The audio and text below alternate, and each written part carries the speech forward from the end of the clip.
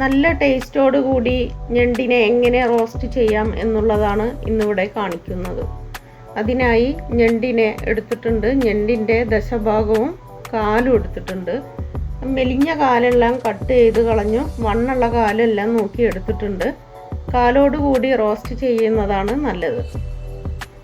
അതിനായി ഒരു 4 ഉള്ളിയാണ് എടുത്തിട്ടുള്ളത്. കുറച്ച് കറിവേപ്പില, 3 എരിവില്ലാത്ത പച്ചമുളക്, കുറച്ച് ഉണക്കമുളക് ക്രഷ് ചെയ്തത്, ഒരു തക്കാളി എടുത്തിട്ടുണ്ട്, കുറച്ച് വെളുത്തുള്ളി ഇഞ്ചി ചതച്ചത്, ഞണ്ട് കഴുകി വൃത്തിയാക്കി എടുത്തിട്ടുണ്ട്. അതിനായി ഒരു ഉരുളിയാണ് വെച്ചിട്ടുള്ളത്. അതിലോട്ട് കുറച്ച് വെളിച്ചെണ്ണ ഒഴിച്ചു കൊടുക്കാം. വെളുത്തുള്ളി ഇഞ്ചി ചതച്ചത് ഇട്ട് കൊടുത്തൊന്ന് വഴറ്റിയെടുക്കാം. ഒത്തിരി വെളുത്തുള്ളി ഇഞ്ചി ആവശ്യമില്ല, കുറച്ച് മതിയാവും. ഒന്ന് വഴന്നു വന്നാൽ അതിലേക്ക് ഉള്ളി ഇട്ട് കൊടുക്കാം.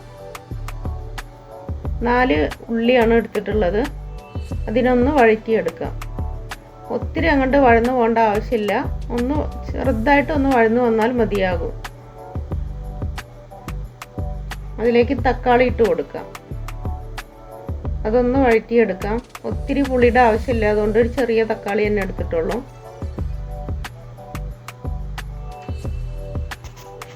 ഒന്നര ടേബിൾ സ്പൂൺ മുളക് പൊടിയാണ് ഇട്ട് കൊടുത്തിട്ടുള്ളത്. 1 ടേബിൾ സ്പൂൺ മല്ലിപ്പൊടിയും,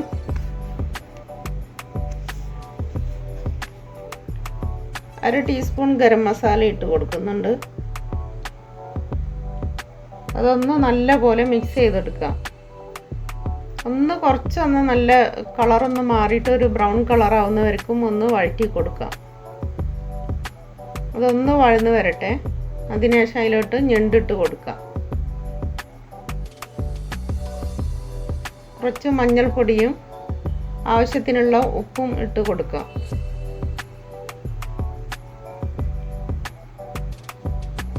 നല്ലപോലെ മിക്സ് ചെയ്തെടുക്കാം. മസാല ഇല്ലാതിൽ പിടിക്കുന്ന വിധത്തിൽ വേണം ഒന്ന് മിക്സ് ചെയ്യാനായിട്ട്. ഒത്തിരി മസാലയുടെ ആവശ്യമില്ല. മുളകും പൊടി മല്ലിപ്പൊടിയൊക്കെ വളരെ കുറച്ചിട്ടാൽ മതിയാവും റോസ്റ്റിന്. കുറച്ച് വെള്ളം ഒഴിച്ചു കൊടുക്കാം. വളരെ കുറച്ച് വെള്ളം തന്നെ ഞാൻ ഒഴിച്ചു കൊടുക്കുന്നുള്ളൂ. ഇത് ചെറുതീയിൽ അടച്ച് വെച്ചിട്ട് വേവിക്കാം. ഒത്തിരി വെള്ളം ഒഴിച്ചിട്ട് എടുക്കേണ്ട ആവശ്യമില്ല, റോസ്റ്റ് ആയതുകൊണ്ട്. കറിക്കാണെങ്കിൽ നമുക്ക് വെള്ളം ഒഴിക്കേണ്ട ആവശ്യമുള്ളൂ. ചെറുതീയിൽ വെച്ചിട്ട് നമുക്ക് അതിനൊന്ന് വേവിച്ചെടുക്കാം. ഒരു 15 മിനിറ്റൊക്കെ ഞാൻ അടച്ച് വെച്ചിട്ടുണ്ട്. ഒരു 15 മിനിറ്റ് കഴിഞ്ഞ് ഞാൻ തുറന്ന് നോക്കിയിട്ടുണ്ട്. അതിലോട്ട് എരിവില്ലാത്ത പച്ചമുളക് ഇട്ട് കൊടുക്കാം. ഉണക്കമുളക് ക്രഷ് ചെയ്തതും ഇട്ട് കൊടുക്കാം. നല്ല പോലെ ഒന്ന് മിക്സ് ചെയ്യാം. ഈ സമയത്ത് ഉപ്പിൻ്റെ കുറവുണ്ടെങ്കിൽ ഉപ്പിട്ട് കൊടുക്കണം. എരിവിൻ്റെ കുറവുണ്ടെങ്കിൽ ഉണക്കമുളക് ക്രഷ് ചെയ്തത് ഇട്ട് കൊടുത്താൽ മതി. മുളക് പൊടി ഇട്ട് കൊടുക്കരുത്.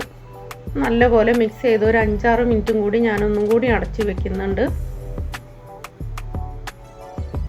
ഇപ്പോൾ തുറന്ന് നോക്കുമ്പോൾ എല്ലാം വെള്ളമെല്ലാം വറ്റി റോസ്റ്റ് പരുവത്തിനായി വന്നിട്ടുണ്ട്. ഒന്നുകൂടി മിക്സ് ചെയ്ത് ഒരു 2-3 മിനിറ്റും കൂടി തുറന്ന് വെച്ചൊന്ന് ആ വെള്ളം ഉള്ളത് മൊത്തത്തിലൊന്ന് വറ്റിച്ചെടുക്കാം. ഞണ്ട് റോസ്റ്റ് റെഡിയായി വന്നിട്ടുണ്ട്. നമുക്ക് പാത്രത്തിലേക്ക് വിളമ്പിയെടുക്കാം. നല്ല ടേസ്റ്റുള്ളൊരു ഞണ്ട് റോസ്റ്റാണിത്. എല്ലാവരും ട്രൈ ചെയ്ത് നോക്കണം.